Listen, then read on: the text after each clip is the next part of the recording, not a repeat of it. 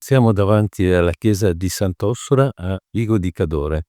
È la splendida chiesa funeraria risalente al XIV secolo. La prima notizia documentata relativa all'edificio risale al 1345, che a quella data risultava già costruito, perché Ainardo, il committente, con atto notarile costituiva un beneficio a favore di Sant'Orsola. La struttura nel corso dei secoli è stata un po' modificata.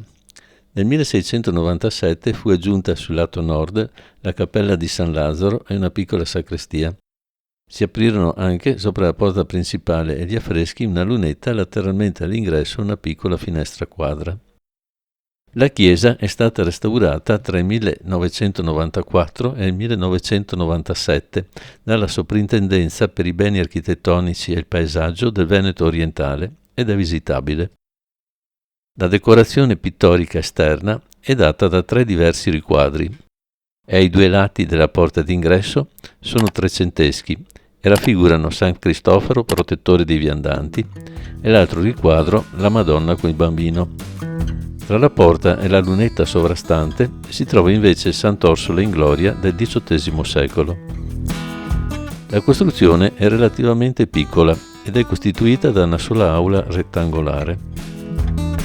All'interno si trova un vivace e colorito ciclo di affreschi suddiviso su 3 fasce orizzontali, realizzato tra il 1353 e il 1355 da un anonimo pittore veneto detto Maestro di Vigo, già presente in ambito trevigiano con opere nella chiesa di San Francesco e San Nicolò a Treviso e San Gottardo ad Asolo.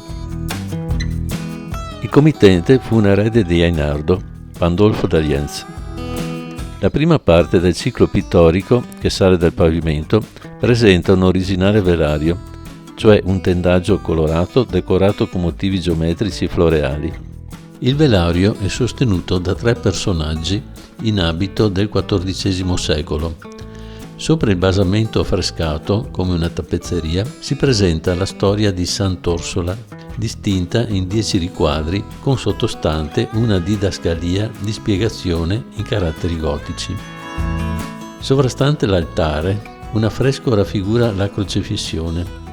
Cristo in croce tra i 2 ladroni, le piedonne, la folla del popolo, i soldati romani a cavallo e in disparte i soldati che si giocano le vesti di Gesù.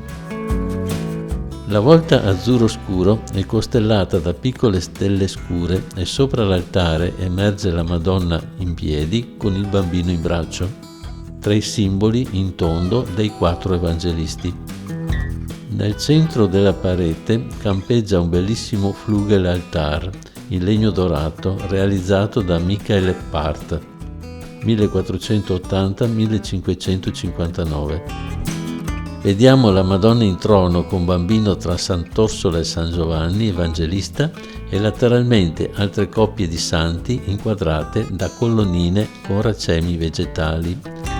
Sopra i riquadri della vita di Sant'Orsola si nota una fascia decorata con motivi floreali sul lato di entrata e geometrici floreali sulle pareti laterali. Sulla parete destra e sopra un altare risalta un bel quadro in cornice dorata, raffigurante San Lazzaro della scuola di Tiziano Vecellio.